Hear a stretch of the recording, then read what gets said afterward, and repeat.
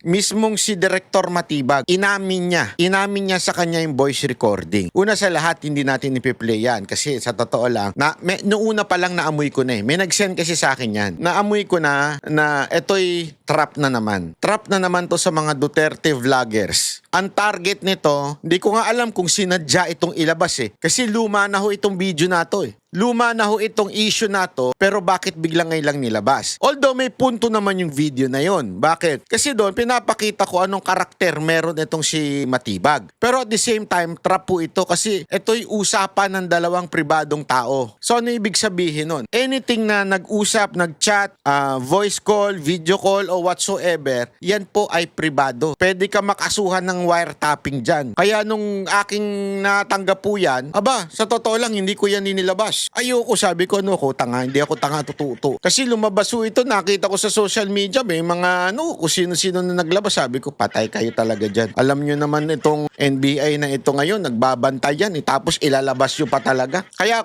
nag-comment ako, walang problema sa pag-comment at pag-criticize at pagtatanong, walang problema doon. Yan ay kalayaan mo bilang isang mamamayang Pilipino na nagbabayad ng tax at ang nakikinabang ay ang mga opisyal tulad ni Matibag. Pero yung ilalabas mo yung mga ganyang pribadong usapan, makakasuhan ka dyan. Kaya ingat kayo mga kababayan. Huwag po tayong tatanga-tanga ha. Huwag po tayong gullible dahil naku po, delicate ho yan. Pwede ho kayong kasuhan sa mga ganyang bagay.